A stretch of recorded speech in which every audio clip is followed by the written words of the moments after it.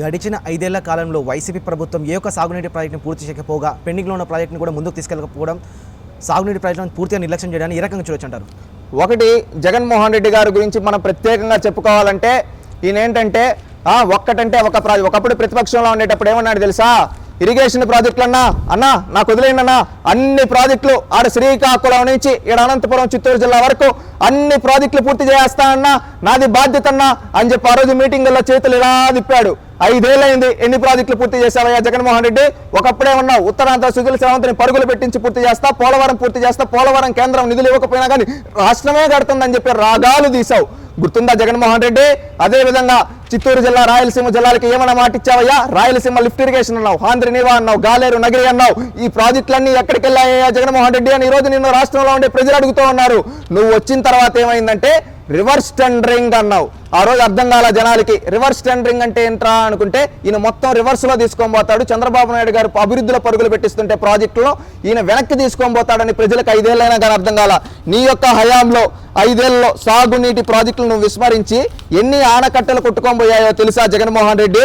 నువ్వు ఒక్కసారి గుర్తు చేసుకో. 2020 ఆగస్టు అదేవిధంగా 2021 సెప్టెంబర్ నెలలో శ్రీశైలం జలాశయాల నిర్వహణ తీరుపైన తీవ్ర విమర్శలు వచ్చాయి. ఆ 2 ఏళ్ల పైన క్రస్ట్ గేట్ల పైన నుంచి నీరు పొంగి పొరలుతుంది. దాన్ని కనీసం పట్టించుకోలేకపోయావు. ఇది నీ చేతగాని తనం కాదా? అదేవిధంగా 2020లో వచ్చిన భారీ వరదలకు పోలవరంలో కీలకమైన డయాఫ్రమ్ వాల్ ధ్వంసమైంది. అంటే నువ్వు వచ్చిన తర్వాత కనీసం పోలవరం ప్రాజెక్టును పూర్తి చేయకపోగా అక్కడున్న డయాఫ్రమ్ వాల్ కొట్టుకొని పోయినా కానీ కనీసం పట్టించుకోకుండా మరమ్మతులు చేయలేని నీచ స్థితిలోకి నువ్వు వెళ్ళిపోయావు. గుర్తు చేసుకో. అదేవిధంగా 2021 ఆగస్టు 5న పులిచింతల ప్రాజెక్టులో 16వ నెంబర్ గేట్ కొట్టుకుపోయింది. టైపాట్లు పూర్తిగా తెగిపోయాయి. అప్పటికి 2 ఏళ్లు గేట్ల నిర్వహణ పట్టించుకోలేకపోవడంతో ఈ ప్రమాదం జరిగిందని నిపుణులు తేల్చారు. అంటే నువ్వు వచ్చిన రోజు నుంచి 2019లో నువ్వు అధికారం చేపట్టిన రోజు నుంచి కనీసం పట్టించుకోకపోవడంతో ఆ గేట్లు ముందు నుంచి అది కరెక్ట్ గా నువ్వు మెయింటైన్ చేస్తుంటే కొట్టుకొని పోయాడు. నువ్వు మెయింటైన్ చేయకపోవడం వల్ల కొట్టుకుపోయాయి. దానికి సమాధానం చెప్పు. అదే విధంగా నీ సొంత జిల్లాలో 2021లో భారీ వర్షాలకు పించా ప్రాజెక్టు మట్టి కట్ట కూడా కొట్టుకోబోయింది. దీనికి సమాధానం చెప్పయ్యా జగన్మోహన్ రెడ్డి. అదే విధంగా నీ సొంత జిల్లాలో అన్నమయ్య జలాశయం మట్టి డ్యాం కొట్టుకుపోయి 39 మంది చనిపోయారు. ఇల్లు మునిగి 100 కుటుంబాలు ఆశ్రయం కోల్పోయారు. ప్రాజెక్టుల గేట్లు సరిగ్గా పనిచేయడం లేదని తెలిసినా వాటికి బాగు చేయడానికి వైకాపా సర్కార్ నిధులు కూడా ఇవ్వలేదంటే నువ్వు ఏ విధమైన దుస్థితిలోకి దిగజారిపోయావో ఒక్కసారి గుర్తు చేసుకోవయ్యా జగన్మోహన్ రెడ్డి. అదేవిధంగా 2022 ఆగస్టు 31న రాత్రి గుండ్లకమ్మలో 3వ నెంబర్ గేటు కొట్టుకుపోయింది. ప్రాజెక్టు నిర్వహణ మరమ్మతుల కోసం 3 కోట్లు కావాలని ప్రతిపాదించినా నువ్వు కనీసం పట్టించుకోకపోవడంతో ఇలాంటి సంఘటనలు జరిగాయి. నీకు తెలుసా జగన్మోహన్ రెడ్డి? 2023 డిసెంబర్ 8వ తేదీ రాత్రి గుండ్లకమ్మ ప్రాజెక్టు ఇది ఒక ఎత్తు అయితే పోలవరం నిర్మించిన గైడ్ బండ్ 2023 ఆగస్టులో కుంగిపోయింది.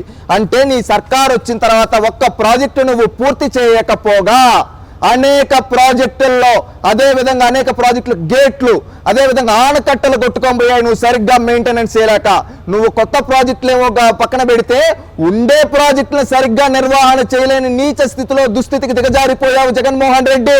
నువ్వు జలయజ్ఞం చేస్తావా? ఒకప్పుడు తండ్రిని అధికారం పెట్టుకొని జలయజ్ఞాన్ని ధనయజ్ఞంగా మార్చిన చరిత్ర అనేది. ఇప్పుడేమో కనీసం ప్రాజెక్టుల మెయింటెనెన్స్ చేయకపోవడంతో ప్రాజెక్టులు కొట్టుకొని పోయాయి. ఇది నీ చేతగాని ప్రభుత్వం.